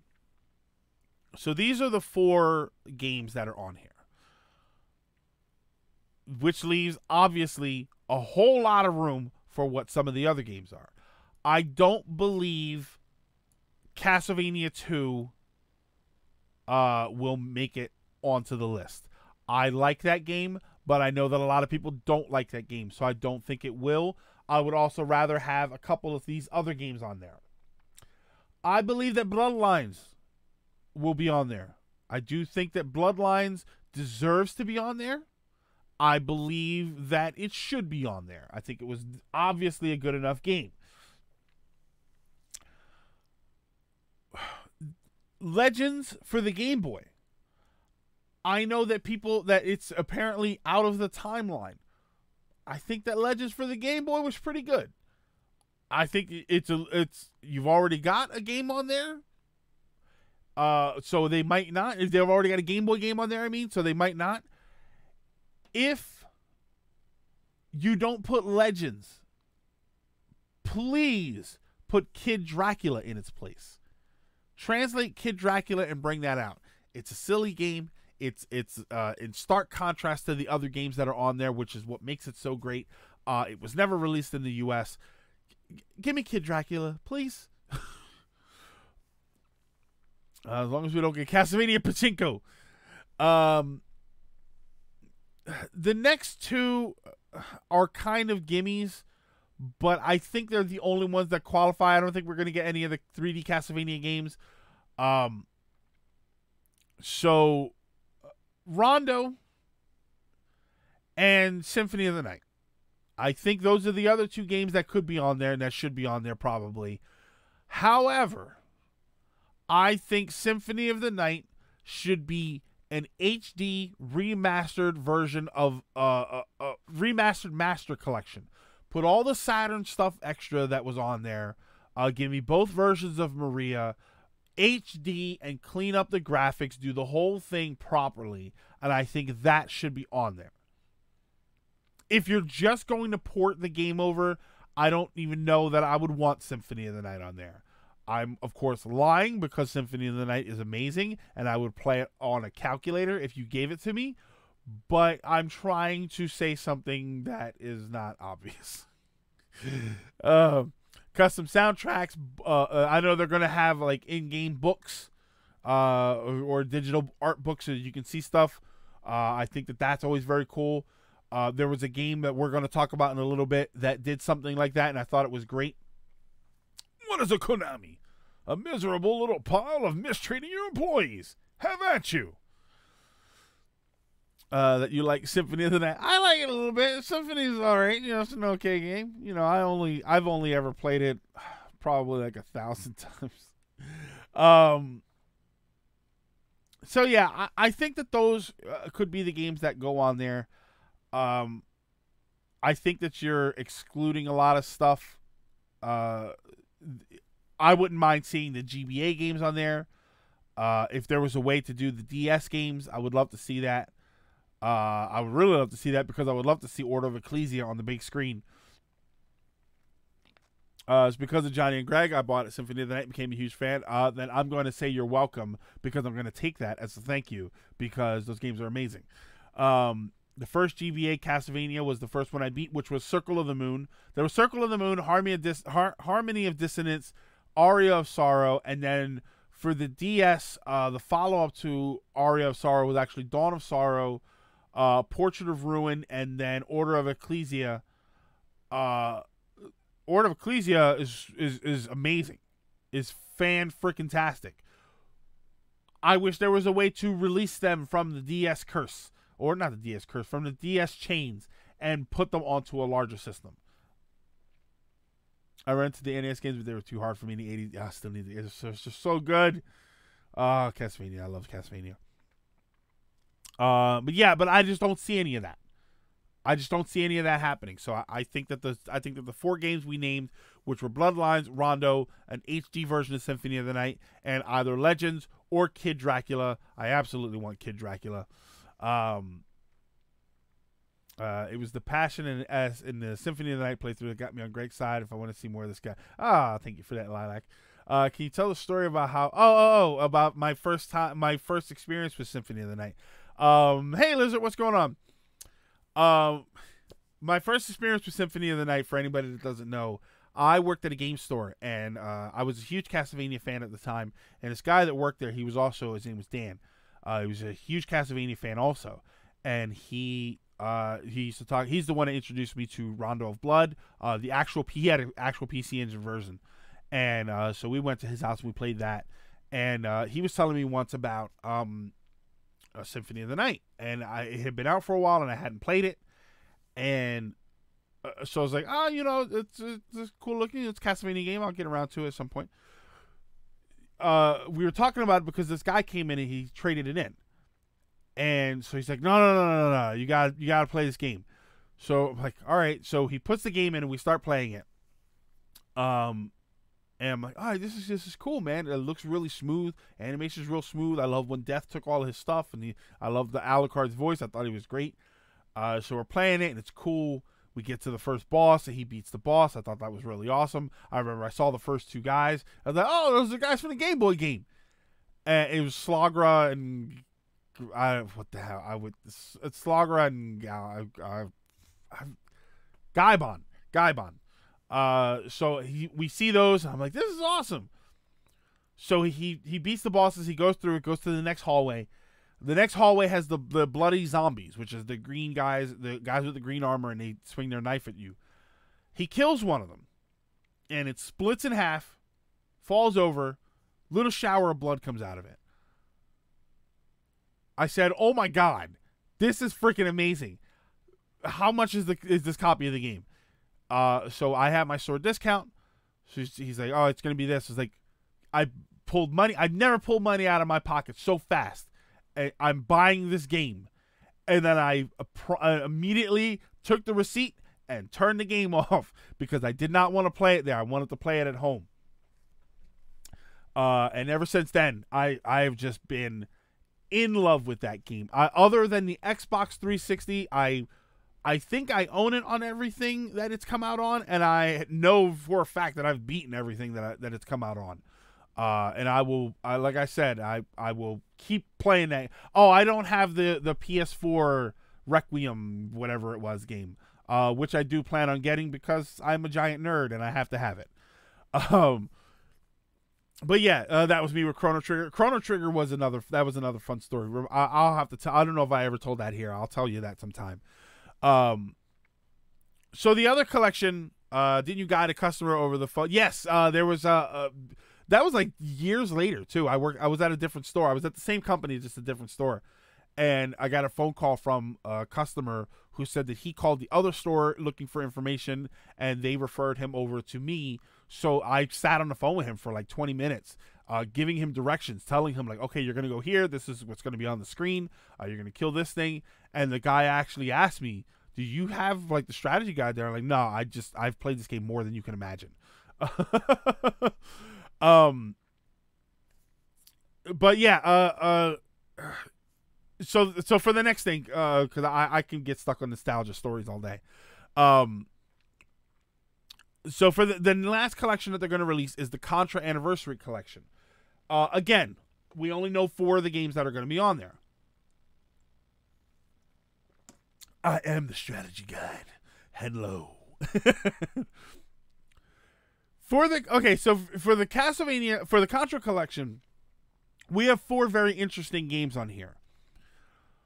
First, we have Contra, the arcade Contra, which is not the one that everybody fell in love with. When people talk about how much they loved Contra when they were a kid, they are talking about the NES game. They are not talking about the arcade game. So I find that to be very interesting. The next is Super Contra, which is the second arcade game. Again, people know of it, but it is not the nostalgia driver that everybody's used to. Super C is Super Contra on the Nintendo, on the NES. During the time that the game was released, the Iran-Contra scandal was going on, and they didn't want the name to be tied to that. They didn't want people to pick up a game called Super Contra, and they were confused about it. So they changed the name to Super C. Contra actually came out years before, so it was well before Iran-Contra. And then Contra 3, the Alien Wars, which arguably one of the best Contra games, possibly one of the best running gun games ever. So there's 4 games that aren't on there, and we don't know what they are. I think these, for me, are obvious picks. I don't know about for everybody else. Contra on the NES. I'm sorry. I know it's been on a bunch of things. It needs to be on there. It really does. I think it makes perfect sense. I think it is the game that everybody knows when they talk about Contra. I think it needs to be on there. Every third party is eagerly putting their old stuff on the Switch. Yet Nintendo can't release a damn thing on their own system. Ryan, everybody wants a piece of the Switch. NES Contra, I absolutely believe should be on there. Contra Hardcore from the Genesis. That's an absolute guaranteed pick. I don't think that there is a game more deserving to be on this collection other than maybe Contra the Alien Wars, which obviously is already on there. Shattered Soldier from the PS2. I think, in my opinion, that is an amazing modernization, at least back then, of Contra. There were other Contra 3D games. There was Neo Contra. There was Contra 3D, Contra Legacy of War. They were not good Contra games. Maybe playable, but not great. Shattered Soldier, if you ever get a chance to play Shattered Soldier, play that game. It is spectacular.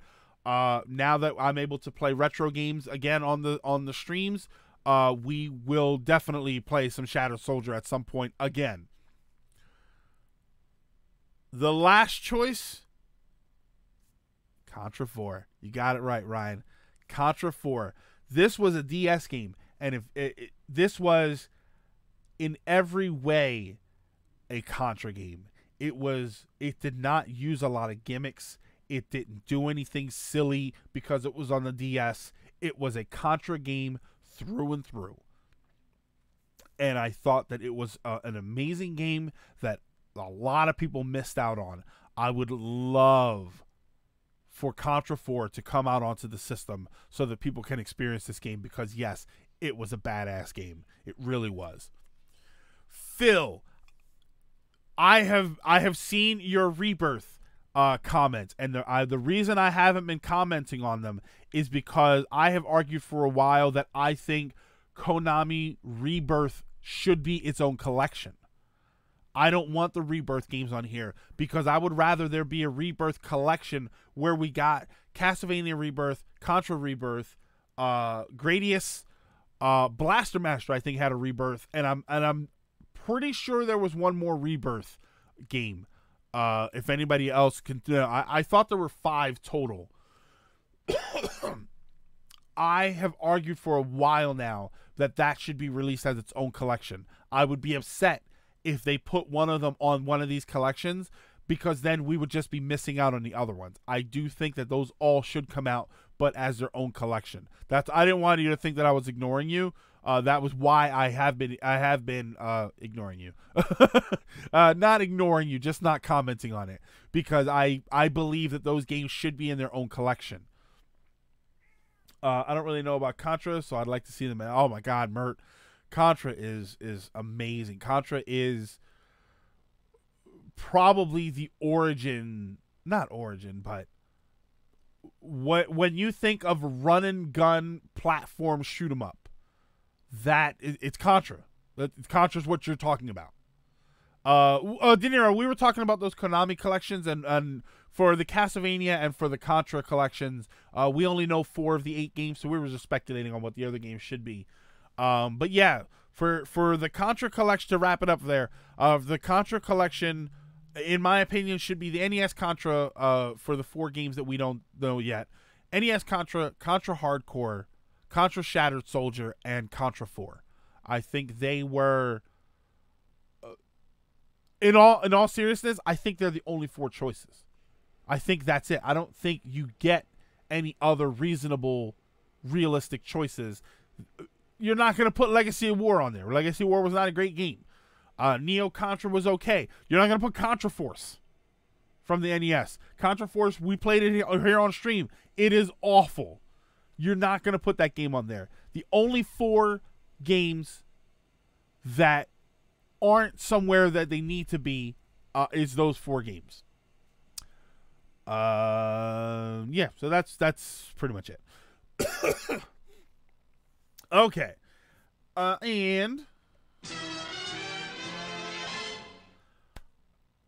now for it's probably going to be a little bit shorter, but the viewer topics portion of the show.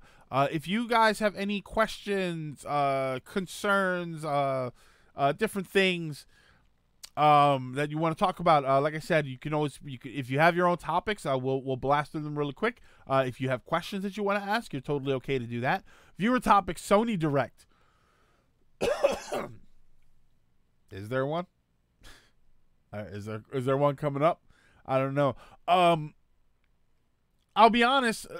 Sony, a Sony Direct sort of thing, which I think at this point Nintendo has done it enough so that we're just going to call them Sony Direct, Microsoft Direct. I would easily have called that Google Direct. Yeah, they're starting basically Nintendo Direct thing. Ryan, I actually did an episode about this sort of topic last year. If you go back through my videos, there should be a playlist somewhere down here. We talked about whether or not E3 was even necessary anymore. If it's even a big deal, if people even really, if not only if people care, but if people should care. I argue that no, they shouldn't, because for a while now, Nintendo has been doing Nintendo Directs. We get little bits of information throughout the year that help build more hype than one big event every year. And it is easier than ever for any company to do that. There's no reason that we should be waiting for one event a year to get all this big news. We should be getting this every few months from every company. So this is it. If Sony wants to do this, if they want to pull, because I know that they pulled out of E3 and EA pulled out of E3, which I'm a little bummed out about EA pulling out of E3, because now I won't have a chance to go to the bathroom during E3, because they were my bathroom break.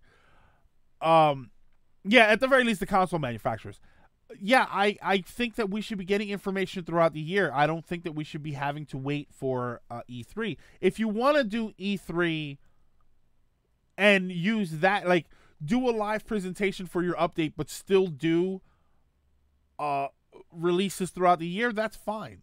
But if you tell me that Nintendo's not going to be at E3, but during the week of E3, we're going to get a Nintendo Direct. Okay. If you tell me that we're going to get a Sony Direct and a Microsoft Direct, okay. That's fine. I don't care. For the record, regarding the Sony Direct, no mention of the PS5 guarantee. Oh, no. I wouldn't be surprised if they said something like it is coming, but they're not gonna say anything like that. Besides, you shouldn't announce it is coming like that because normally it breaks the mood. E3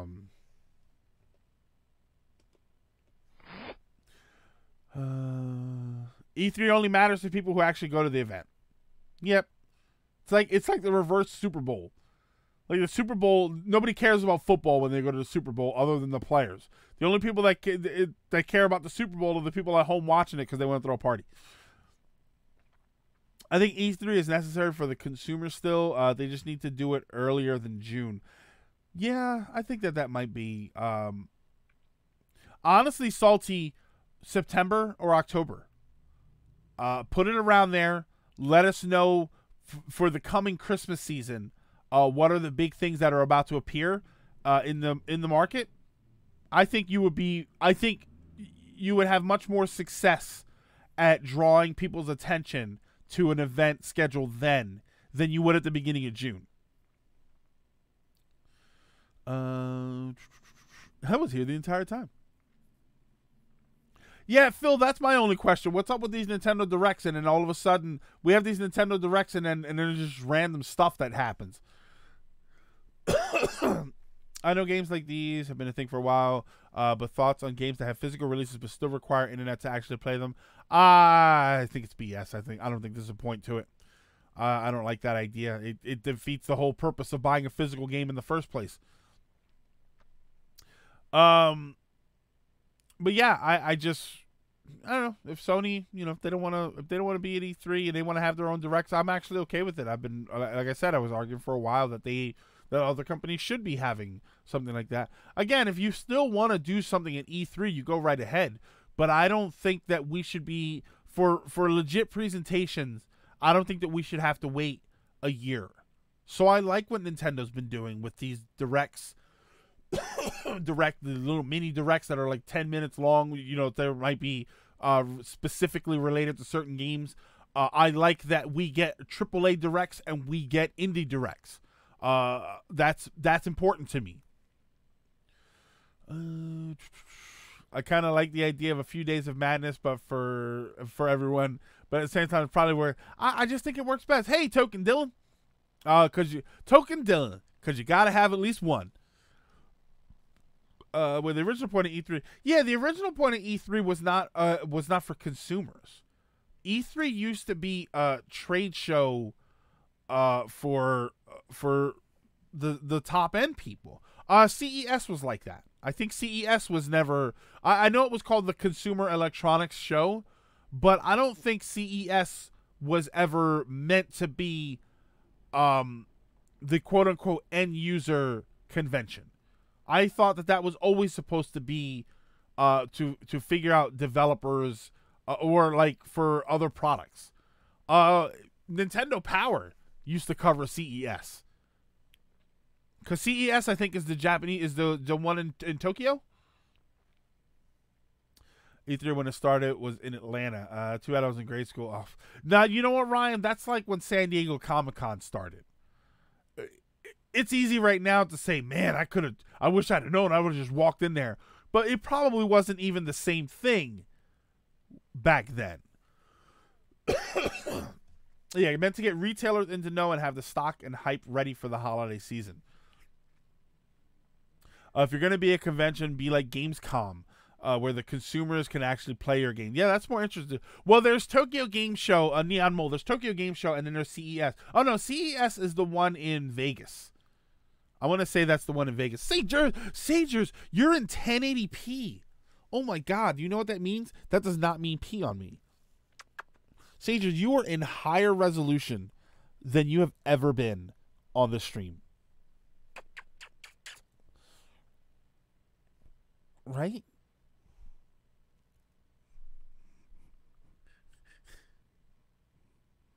Get the microphone. Get the microphone. Actually, it's still 720. Yeah, well, I have my camera set up for 1080, but I think it only puts out to you guys at 720. I think Twitch locks it at 720. No I know, no ASMR, buddy. What's up with that?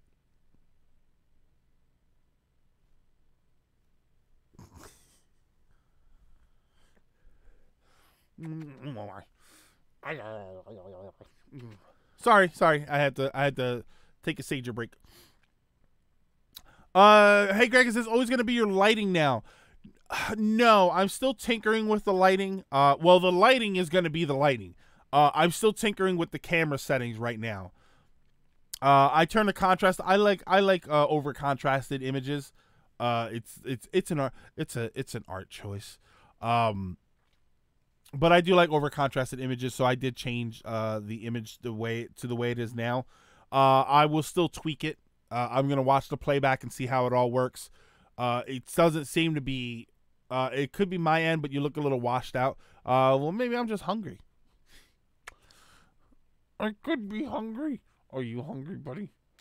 Of course you're hungry, because you're always hungry. I'm gonna put you down.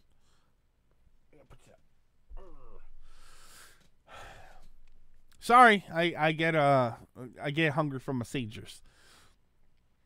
PAX is a more honest gaming convention than E3, and was that when is PAX? PAX is like next week, and it's your choice. I respect that. Uncle makes me envious for a cat. If you get a cat, I know people don't like kittens. Often, I mean, everybody loves kittens, but as far as having a cat, a lot of people don't like kittens because they are very rambunctious. But I would always argue to get at least a younger cat.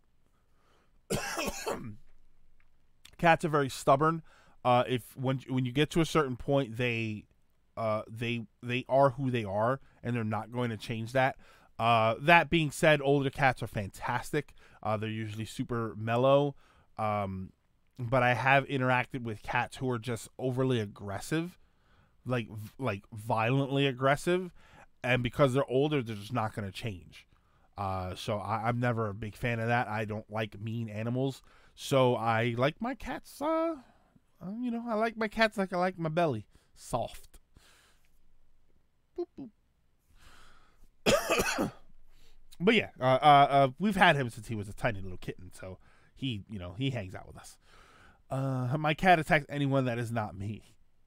Is that by choice? Is that a training choice that you made? Do you like dogs? I love dogs. I think dogs are fantastic for different reasons than cats. A lot of people say I'm a cat person or I'm a dog person. I am a pet person. I think that they're awesome in their own way, and that's dogs are often in contrast to cats, but I think that they are great for that. Good Lord, hacking up a storm here. For that. My biggest problem with dogs is that dogs are real edgy. Exactly it. Dogs are not as self-sufficient as cats.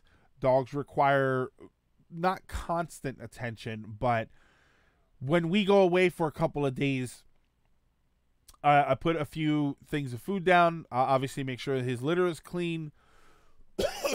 Put water down. And then Beth's mom, she lives right next door. Real edgy. Have a good one. Thank you for stopping in. Her mom comes over, checks on him, makes sure that his food is okay, make sure his water's okay, and that's it. Dogs unfortunately require significantly more attention. And that's my issue. Due to their violent nature. No, Rye, I will argue there with you. Dogs do not have a violent nature. Dogs are trained to be violent one way or another. That's like saying some people are just violent and that's it. I do think that there is a lot to the upbringing. I have met pit bulls that will tear your face off, and I have met pit bulls that run away from the house cat. I don't think that there is a locked in nature to most animals. There are probably some exceptions as far as being jerks.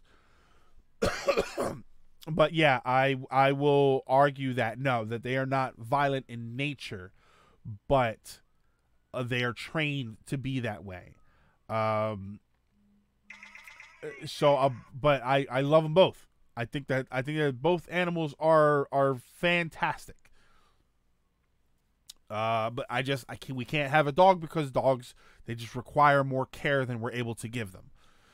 Dogs to me are great if you have one person at least that is a stay-at-home parent or something to that effect, because now there is someone built in to care for the dog. I do like that idea. I had a boxer that thought she was a cat and was a huge softie, and Staffy that was scared of her own shadow, both rescue dogs. Lilac, when I was a kid, I had a dog. We had a boxer named Matilda. So that was our childhood family dog. Do you have a favorite breed of dog? I used to have a Cocker Spaniel. It was the sweetest creature ever. Some dogs are very laid back. Some breeds are better suited to it than others. Yeah, absolutely. Favorite breed of dog? I love corgis. I really do love corgis. I'm growing on Shibs, Shiba Inus. But I really would love to have, if I had a dog and I had a choice as to what kind of dog it would be a rescued corgi, because they are just awesome. I see all these judge shows about people getting mauled. And suing the person. Rye, let me ask you, with these judge shows where someone got attacked by a dog, the people who own the dogs, they very often are kind of jerks, aren't they? I missed my dog. I'm sorry, Lizard. I know that it was late last year. It wasn't this year, right? Sheeps are really bad for house life. They're very pesky. I love sheeps, but my favorite is German shepherds. I like huskies. Huskies make me laugh. I've encountered several huskies in my life, and they make me laugh. They don't bark.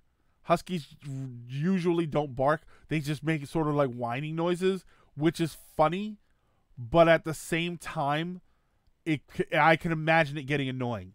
Yeah, Rye, you always notice that those people are always kind of jerks. You can tell a lot from people by the demeanor of their animals, specifically their pets, their dogs. Dogs will have a tendency to accept the demeanor of the household and live that way accordingly. Nice households often breed nice dogs. Mean households where everybody's screaming all the time, where there's violence, to me, noticeably makes more aggressive dogs. Not necessarily violent dogs, but definitely more aggressive. Cats, you can't tell anything about a cat because cats do whatever the hell they want to do, and they're kind of great for it. Huskies don't bark because they're part wolf and they shed. Oh my god, they do shed so much.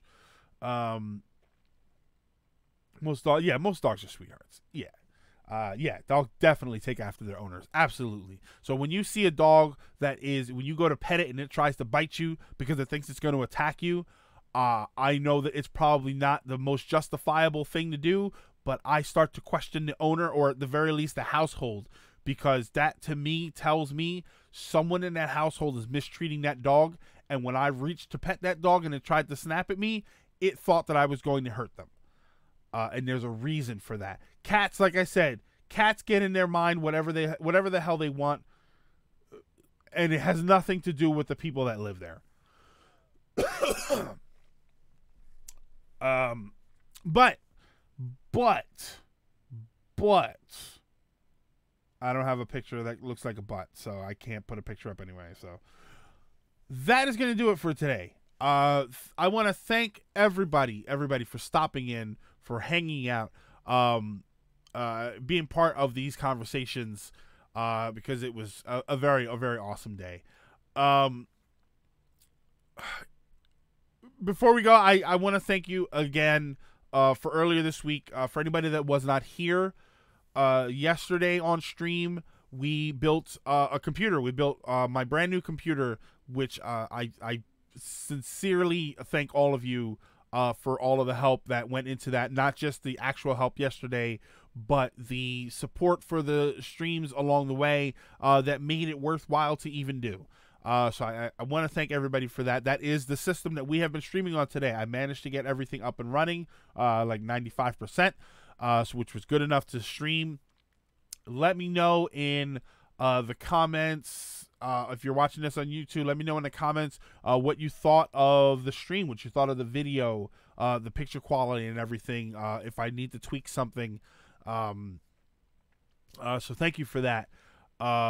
If you are watching this right now on Twitch and you are not subscribed to the YouTube channel, then follow the links down below, please, and that will take you to the YouTube channel and, of course, Twitter, where you can follow me for any updates that are going on. If you're watching this on YouTube, also, there should be some links down below. If not, it should be a hop, skip, and a jump over to Twitter and Twitch to follow me there. Whenever we do any kind of updates or anything, I post it on Twitter, so you'll know as far as when we're going to be streaming, what the schedule is. Other than that, that looks like it's going to do it. Let me get this ready, because I never have this ready to go. Thank you, everybody, for stopping in. Have an amazing, amazing weekend. Enjoy yourself. Be safe. Play lots of fun games. And I will see you, I don't know, next time.